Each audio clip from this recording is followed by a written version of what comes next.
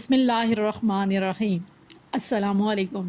Dear students, hope so you all will be fine. बात करते हैं नेफ्रॉन की।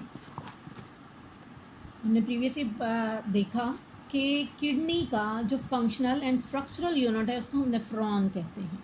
इसका मतलब हुआ कि किडनी जो है बेसिकली कंपोज्ड ऑफ होता है नेफ्रॉन से। सेक्शन में डायग्राम में शो हो रहा है कि अगर एक पोर्शन लिया गया है किडनी का और उससे एग्जामिन किया गया है अंडर इलेक्ट्रॉन माइक्रोस्कोप, तो वहाँ पे नेफ्रॉन कप शेप, जहाँ से स्टार्ट हो रहा है कप शेप स्ट्रक्चर, वो नेफ्रॉन को शो कर रहा है। मज़ीद नेक्स्ट डायग्राम में हम इसको देख लेते हैं। अब हम देख लेते हैं स्ट्रक्चर ऑफ द नेफ्रॉन।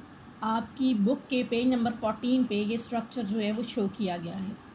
इसमें लेबलिंग भी साथ साथ है। स्ट्रक्चर ऑफ नेफ्रॉन में जो कंपोनेंट आते हैं, सबसे पहले है कप लाइक एक स्ट्रक्चर होता है, उसको हम बोलते हैं बोमेन कैप्सूल। सबसे पहला पोर्शन होता है नेफ्रॉन का, बोमेन कैप्सूल का नाम दिया जाता है। इसमें अगर डायग्राम में आप देखें तो इस कप शेप स्ट्रक्चर के अंदर एक क्लस्टर नज़र आ रहा है। ये क्लस्टर क्या है? ये बेसिकली नेटवर्क होता है कैपिलरीज का। ये अब कहाँ से आती हैं?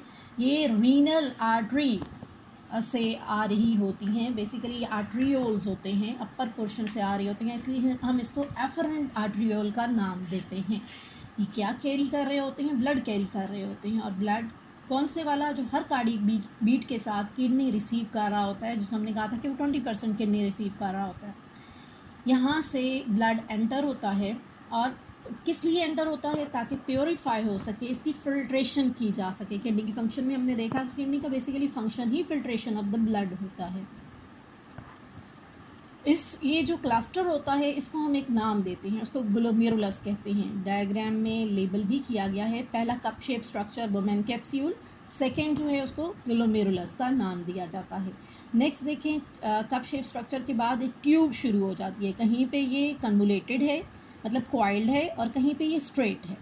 अब इनको हम नाम देते हैं।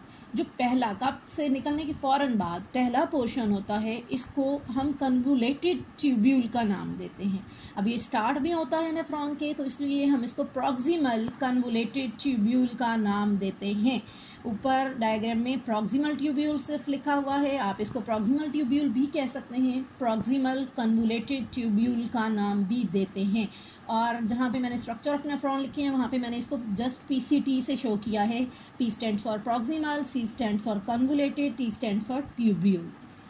नेक्स्ट, जब थोड़ा सा क्वाइलिंग के बाद ये डिसेंड हो जाता है, एरो से शो हो रहा है कि ये डिसेंड हो जाता है। ये जो डिसेंडिंग पोर्शन होता है इसको हम बोलते हैं लूप ऑफ हेनले।